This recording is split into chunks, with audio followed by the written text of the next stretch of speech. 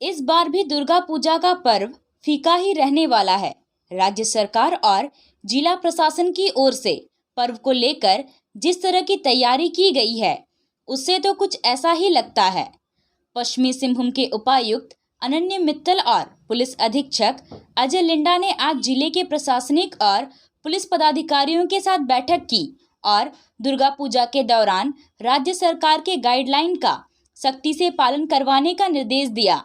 ना तो बड़े पंडाल बनाए जाएंगे और ना ही 5 फीट से बड़ी मूर्ति स्थापित की जाएगी। 18 वर्ष से कम उम्र के बच्चों को पूजा पंडाल में जाने की अनुमति नहीं होगी। लाउडस्पीकर बजाने पर भी प्रतिबंध रहेगा। विसर्जन जुलूस नहीं निकाला जाएगा। प्रतिमा विसर्जन 5 से 10 लोग जाकर करेंगे। दुर्गा पूजा के दौरान सरकार के दिशा निर्देश का पालन कराने के लिए हर पूजा पंडाल में प्रशासन और पुलिस की निगरानी रहेगी। विधि व्यवस्था बिगाड़ने वालों पर पुलिस पदाधिकारियों को विशेष निगरानी रखने को कहा गया है। उपायुक्त ने कहा कि दुर्गा पूजा के दौरान कहीं भी किसी तरह का कोई कार्यक्रम नहीं होगा और ना ही भीड़ इकट्ठा होगी। जो लोग गाइडलाइन का पालन नहीं करेंगे उनके खिलाफ कार्रवाई की जाएगी। दुर्गा पूजा को लेकर और साथ ही कोविड को लेकर सरकार की तरफ से विभागों की तरफ से गाइडलाइंस हैं, जिनको पालन करने पे अगर नहीं पालन किया गया तो उस पर सख्त कार्रवाई होगी। हम लोगों को 6 फीट की दूरी से ये कार्य करना है और साथ ही साथ पूजा पंडाल जो है वो छोटा रहेगा, परमिशन से रहेगा और प्रमोट हमें यही करना है कि ज़्यादा से ज़्यादा लोग अपने घरों में या टेम्पल्स में ही करें। पूजा कमेटी के मेंबर्स रहेंगे, क्राउड जो है असेंबल नहीं होगा और ना ही कोई थीम बेस्ड हमारी पूजा समिति होगी और ना ही कोई प्रोसेशन होगा। सर खिचड़ी वगैरह भोग वितरण को लेके कल बात आ रही थी कि होगा कि नहीं होगा, वो नहीं, भोग नहीं अलाउड है, किसी भी तरीके का भोजन वितरण नहीं होगा। गरबा डांडिया जैसे कार्यक्रम जो होते हैं सर, क्या वो भी प्रतिबंधित रहेंगे? कार्यक्रम सभी प्रतिबंधित रहेंगे। पश्चिमी सिंहभूम जिले के करमपदा स्थित शाह ब्रदर्स माइंस के मजदूरों द्वारा प्रबंधन पर मजदूरी का भुगतान नहीं किए जाने का आरोप लगाए जाने पर शाह ब्रदर्स के प्रतिनिधि ज्ञानेंद्र जेना ने अपना पक्ष रखते हुए कहा कि यह आरोप पूरी तरह से बेबुनियाद है। ज्ञानेंद्र जेना ने कहा कि मजदूरों के नाम पर तथाकथित नेता व्यवसायिक माहौल बिगाड़ना चाहते हैं और मजदूरों को बरगलाकर आंदोलन के नाम पर कानून का उल्लंघन करते हैं। ऐसे नेता अपने स्वार्थ की पूर्ति के लिए स्थानीय मजदूरों को उकसाने का काम करते हैं। जिला प्रशासन ऐसे नेता को चिन्हित कर उनके खिलाफ कानूनी कार्रवाई करे ताकि जिले में व्यावसायिक माहौल बने और स्थानीय लोगों को रोजगार मिल सके। लेकिन निजी स्वार्थ के कारण ऐसे नेता कार्य को बंद कर राजस्व की क्षति पहुंचा रहे हैं। ज्ञानेंद्र जेना ने कहा कि करमपदा लॉ एस्क में काम कर रहे एक एक मजदूर को उनके नियमानुसार मजदूरी का भुगतान किया गया है। यदि किसी मजदूर का मजदूरी भुगतान छूट गया है तो उन्हें भी भुगतान किया जाएगा। उन्होंने कहा कि 2018 से करमपदा माइंस बंद है। झारखंड उच्च न्यायालय के आदेश पर माइंस चालू किया गया है। माइंस में कार्यरत सभी मजदूरों का भुगतान बैंक अकाउंट में किया गया है। बावजूद किसी मजदूर का मजदूरी बकाया है तो वे माइंस कार्यालय में अपना विवरण जमा करें ताकि उन्हें भी भुगतान किया जा सके। लेकिन कुछ बाहरी तत्वों के द्वारा मजदूरों को बेवजह भड़काकर परिवहन कार्य को बाधित किया जा रहा है, जिसके कारण वहां पर विधि व्यवस्था खराब हो रहा है। ज्ञानेंद्र जेना ने कहा कि माइंस से पड़े स्टॉक को हटाया जा रहा है ताकि उससे प्राप्त राशि को सरकारी अकाउंट में जमा किया जा सके। लेकिन कुछ तथाकथित नेता माहौल को बिगाड़कर सरकार के राजस्व को क्षति पहुंचाने, बेरोजगारों को रोजगार से वंचित करने और माइंस कार्य को बाधित करने का काम कर रहे हैं। करमपदा आयरन और माइंस में जो विवाद चल रही है उसमें देखिए हम लोग का हिसाब से मैक्सिमम आदमी का पेमेंट हो चुका है और नियम का हिसाब से हो चुका है। उसके बाद अगर कोई भूल चूक से कोई छूटा हुआ हो तो वो अपना दावा कर सकते हैं। पेमेंट कंपनी का प्रति जो वहाँ पर मैनेजर है उनको दावा कर सकते हैं, उनका भी भुगतान किया जाएगा। लेकिन ये है इतना दिन का बाद, माने 2018 से बंद था, उसका बाद ये जो कोर्ट का निर्देश का अनुसार चालू हुआ। अब वहाँ पर रोज़गार का साधन यही एकमात्र माइंस है। उसका ऊपर आप लोग माने कुछ आदमी जो है बाहर का आदमी जाके वहाँ पर आदमी लोकल आदमी लोग को भड़का रहे हैं। उसमें लोकल आदमी लोग का नुकसान है और क्या बोलते हैं उसका रोज़गार का कोई साधन ही नहीं उधर। और उस सब में अगर बहकाव में आके वो अपना रोज़गार खोना चाहते हैं तो फिर कंपनी तो उसमें इंटरफेयर नहीं करेगा ना। कंपनी चाहती है कि सबको रोज़गार मिले। और अभी का स्थिति में झारखंड सरकार जैसे कोशिश कर रही है कि कुछ रोज़गार का कुछ साधन निकले। उसमें बहुत सारा बंद पड़े खदान को चालू करने के लिए कोशिश किया जा रहा है और खदान मालिकों ने भी बहुत माने कोशिश कर रहे हैं कि चालू करके कुछ रोज़गार का रास्ता बनाया जाए। और उसमें क्या है कि बाहरी तत्व जाके सब माने क्या झमेला सब सृष्टि करते हैं। उसमें क्या होता है कि रोज़गार का भी बाधित होता है और आपका सरकार को भी अपना नुकसान होता है। सरकार को रेवेन्यू जो आना चाहिए वो भी नहीं आता है। वन विभाग की ओर से वन्य जीव संरक्षण के लिए वन जीव सप्ताह मनाया जा रहा है। इसी क्रम में आज चाईबासा के तांबो स्थित वनपाल प्रशिक्षण केंद्र में फुटबॉल मैच का आयोजन किया जा रहा है, जिसमें वन विभाग, जिला प्रशासन और जिला पुलिस की टीमें हिस्सा ले रही है। वन्य जीव सप्ताह के माध्यम से वन विभाग लोगों को वन्य जीवों के संरक्षण और संवर्धन के प्रति जागरूक करने का काम कर रहा है। चाईबासा के डीएफओ सत्यम कुमार ने कहा कि खेल, जागरूकता रैली, विभिन्न प्रकार की प्रतियोगिताओं के जरिए हम समाज के हर व्यक्ति को जागरूक करने की कोशिश कर रहे हैं।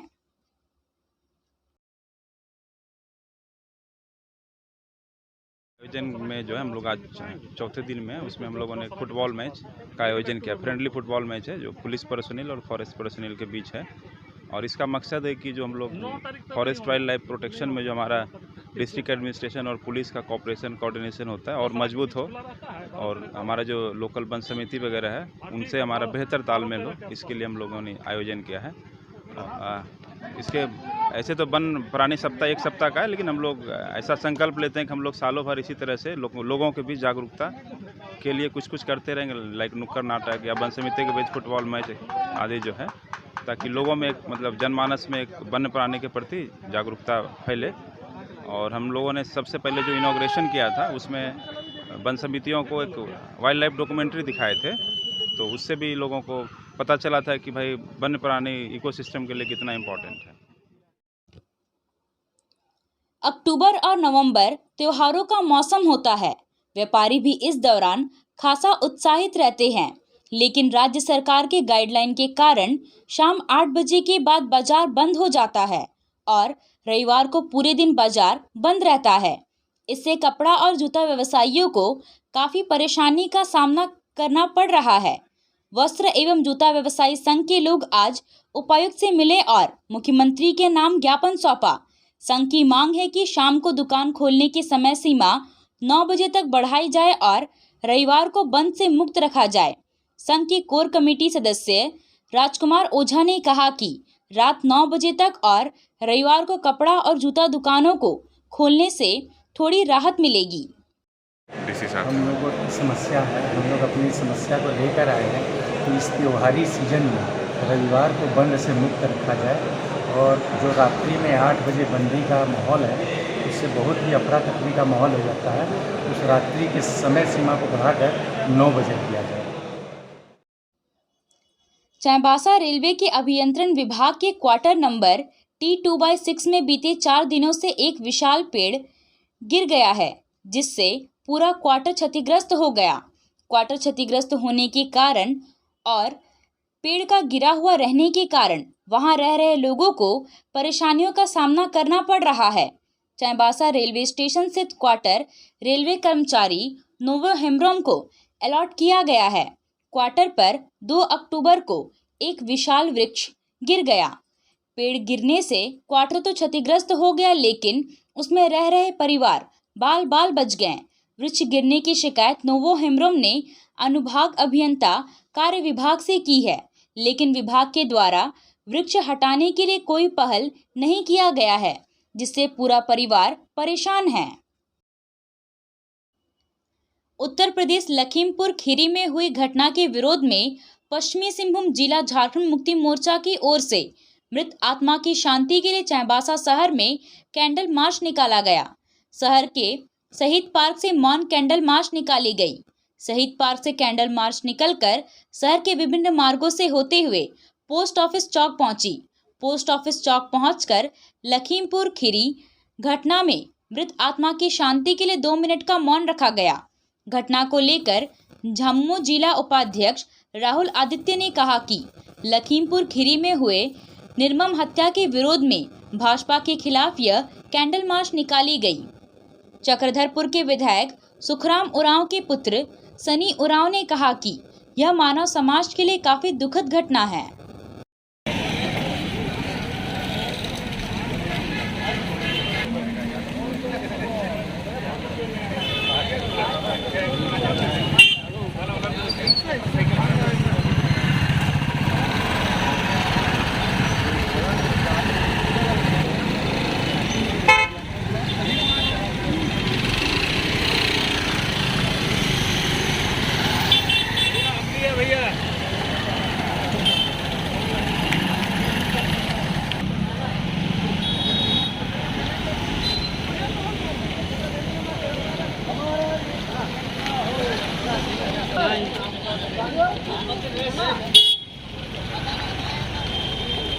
जिलाध्यक्ष जी के अगुवाई में, जिलाध्यक्ष जी के निर्देश पर पश्चिम सिंहभूम जिला में भी सभी जिला पदाधिकारी, प्रखंड के अध्यक्षगण, तमाम लोगों ने आज मिलकर लखीमपुर में जो निर्मम हत्या हुआ था भाजपा सरकार के खिलाफ आज ये कैंडल मार्च हम लोग निकाल रहे हैं। बीते दिनों उत्तर प्रदेश के लखीमपुर में एक निर्मम हत्या, लगभग किसानों का 4 किसान, लगभग उसमें से लगभग 8 लोगों का मौत हो गया।